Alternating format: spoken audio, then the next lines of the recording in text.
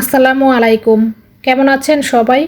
আশা করছি ভালো আছেন। তো আজকে আমি অনেক দিন পর একটি রেসিপি নিয়ে চলে এসেছি। খুবই ইজি ওয়েতে আমি আজকে রেসিপিটি করে দেখাবো। চলেন শুরু করি। আজকের এই মজার রেসিপিটি করার জন্য প্রথমে আমি এখানে একটি ডিমের মিশ্রণ তৈরি করে নিব।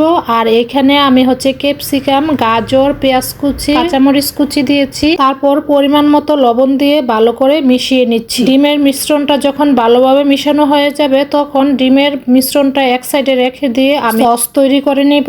এখানে টমেটো কেচাপ আর মেয়োনিজ দিয়ে আমি একটা মজার সস তৈরি করে নিব। আর এই সসটা এতটা মজা হয় যে একটা জিনিস খেয়াল রাখতে হবে, এই সসটা তৈরি করার সময় টমেটোর সসটা কিন্তু পরিমাণে কম দিতে হবে, অন্যথায় সসটা কিন্তু একদম টক হয়ে যায়, তখন আর খেতে ভালো লাগে না। এখানে মেয়োনিজের পরিমাণটা বেশি হবে।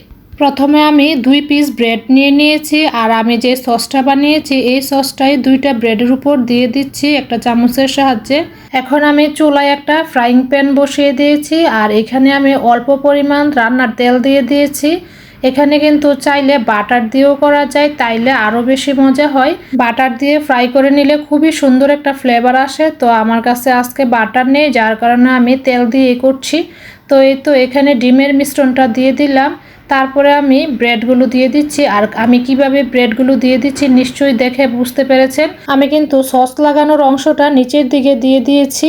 আর এখানে ডিমের মধ্যে ক্যাপসিকাম দেওয়ার ফলে এত সুন্দর একটা ফ্লেভার চলে আসে, একদম পিৎজার মতোই মনে হচ্ছিল। আর আমার কাছে তো পিৎজার থেকেও আরও বেশি মজা লেগেছিল এই ব্রেডের নাস্তাটা। ব্রেডের এক পাশ ভাজা হয়ে এলে তারপর একটু এপাশ উপাশ করে দিব। তারপর ব্রেডের এই পাশটাও আরেকটু ভালোভাবে ভেজে নিব। আর এইভাবে অল্প আছে যখন ব্রেডটা ভেজে নেই তখন কিন্তু একদম সফট হয়ে যায় আর এতটা মজা হয় খেতে। আর 2টা ব্রেডের মাঝখানে আপনারা কিন্তু চাইলে মজারেলা চিজও গ্রেট করে দিয়ে দিতে পারেন, তাইলেও কিন্তু খেতে খুবই মজা লাগবে। তবে এইভাবেও খেতে খুবই মজা হয় যেহেতু আমি এখানে মেয়োনিজ ব্যবহার করেছি। এই তো খুবই অল্প সময়ে কিন্তু এই নাস্তাটা বানিয়ে নিলাম।